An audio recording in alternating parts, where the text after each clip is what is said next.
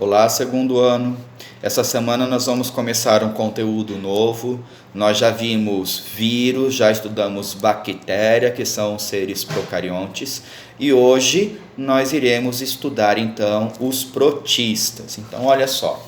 Aquela árvore filogenética que o professor mostrou para vocês no início, né? Os vírus, eles não se enquadram nessa árvore, porque eles não são exatamente um ser vivo, né? Nós temos aqui os dois tipos de procariontes existentes, a eubactéria e a arqueobactéria. E agora, pela primeira vez na história evolutiva, nós vamos começar a ver células eucariontes. Célula procarionte já foi. Agora a gente vai ver célula eucarionte, ou seja, nós vamos começar a ver os organismos que têm núcleo, que têm citoplasma, que têm compartimento dentro do citoplasma. Tá ok? Então, o reino que nós vamos estudar agora é o reino protista. Moçada, esse reino aqui tem muita discussão, porque assim, ele não se encaixa, os organismos que estão aqui, ele não se encaixa nem nos fungos, nem nos animais, nem nas plantas. Quem é que está dentro desse grupo aqui dos protistas? As algas, unicelulares e pluricelulares, e os protozoários. Dois seres muito diferentes. Ou seja, basicamente, moçada, o que é esse grupo? É um grupo que, assim, os organismos não se encaixarem em nenhum dos outros, jogou tudo dentro do protista. Então, é o grupo que mais tem discussão. Tem alguns pesquisadores que tentam fazer uma separação de 3 grupos, né, nesse reino, separar isso. A ciência, né, ainda não adotou como forma definitiva, mas enfim. O que eu quero de vocês para essa semana? Eu quero que vocês representem no caderno 2 slides, eu vou disponibilizar os slides aqui para vocês, tá? Um slide é esse daqui, sobre as algas, e eu tenho 2 tipos de algas. É uma pena que eu não vou poder estar em sala para poder discutir isso com vocês, porque esse assunto aqui é um assunto muito legal. As algas formadas por uma única célula são seres unicelulares, e as algas que são formadas por várias células. Nas unicelulares eu tenho 3 tipos. A euglenófita, ou euglena, que é a mais conhecida, a mais estudada, o rato de laboratório praticamente, tá? A dinófita, que é a que provoca a maré vermelha, e essa outra aqui, que são os fitoplânctons e a alga dourada. Nas multicelulares, nós temos a alga vermelha, lembrando que a alga vermelha não é a que causa a maré vermelha, que fique claro isso para vocês. A alga vermelha não é a que causa maré vermelha. A alga vermelha é uma alga formada por várias células. A maré vermelha é uma alga unicelular, tá? E aqui eu tenho a alga parda, que é aquela maiorzona, aquela grandona, aquela que aparece lá no Procurando Nemo, tá? E aqui a alga verde, tá ok?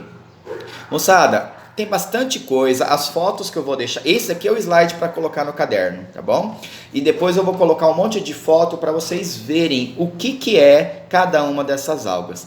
E por que elas não são consideradas plantas, em especial essas aqui de baixo, ó?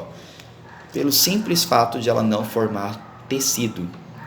Todas as células das algas são iguais, elas não formam tecidos iguais às plantas. É por esse motivo que a alga fica no protista e não no reino das plantas. Tá bom? O outro slide que eu quero que vocês desenhem é esse dos protozoários, que são esses 4 tipos. O sarcodina, a separação deles é de acordo com o meio de locomoção do protozoário. A sarcodina, que da ameba, né, que se locomove por pseudópode. Procurem no YouTube um vídeo assim, locomoção da ameba. Vocês vão ver como ela se locomove. Ela se locomove por pseudópodes. Verifica esse termo, tá? O esporozoário, o apicomplexa, não tem modo de locomoção. Os protozoários flagelados e os ciliados. Tá bom? Então, eu vou colocar um monte de slide aí para vocês verificar a forma de locomoção desses organismos. Tá bom? Isso eu quero que vocês representem no caderno, tire a foto e mande para o professor. Tá bom? Agora, Devido a toda essa situação do coronavírus, a gente não sabe como que vai ficar, né, a nossa situação daqui para frente. Então, eu inicialmente tinha pensado em passar mais um seminário para vocês. Inicialmente, já mudei de ideia. Esse seminário seria das doenças causadas por protozoários. Novamente, iríamos trabalhar com doenças. Só que agora essas doenças não vai ter a vacina, não vai ter, porque não é vírus, não vai ter o antibiótico, porque agora não é mais ser procarionte, não é mais bactéria, agora são seres eucariontes. Tá?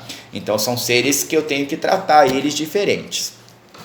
Então, como que vai ser, segundo ano? Simples. Eu vou atribuir uma doença para cada um de vocês individualmente, aqui no Classroom. Se vocês sabem de algum coleguinha que não está aqui no Classroom, fala para entrar em contato comigo que eu vou atribuir uma doença para pesquisar. Nós vamos fazer o mesmo tipo de pesquisa, o nome científico, a transmissão, a prevenção, os sintomas e o tratamento. Mesma coisa, os mesmos 5 tópicos, com a diferença que na transmissão agora eu quero um desenho ou uma imagem do Google. Porque a transmissão vai mostrar um ciclo de vida, da onde o protozoário sai, para onde ele vai, o que ele faz. Entende? Vai ser diferente. E todos vão ter um ciclo de vida. Era esse o motivo que eu queria que fizesse uma apresentação em slide, se a gente estivesse em sala de aula. Como a gente não sabe a nossa situação, nós vamos fazer o seguinte. Eu vou atribuir a doença para cada um individualmente de modo aleatório, tá? São poucas as doenças, tá? Segundo ano. Não são muitas. Eu vou atribuir uma doença, vocês irão pesquisar esses 5 tópicos e vão deixar registrado no caderno. Semana que vem, se tiver aula presencial, eu vou vistar o caderno. Se não tiver aula presencial, vocês já fizeram a aula da semana que vem. Porque daí é só tirar foto e mandar para mim. Então, para essa semana, eu quero os slides. Tirem foto dos slides e manda para mim que eu dou o ponto de participação, ok? Na outra semana, se tiver aula presencial, eu vou vistar essa atividade, vai valer nota. É uma nota de avaliação, isso de 0 a 10, a doença, a pesquisa da doença, que seria o seminário segundo ano. Mas aí, por conta do coronavírus, a gente vai ter que dançar conforme o coronavírus deixa, né?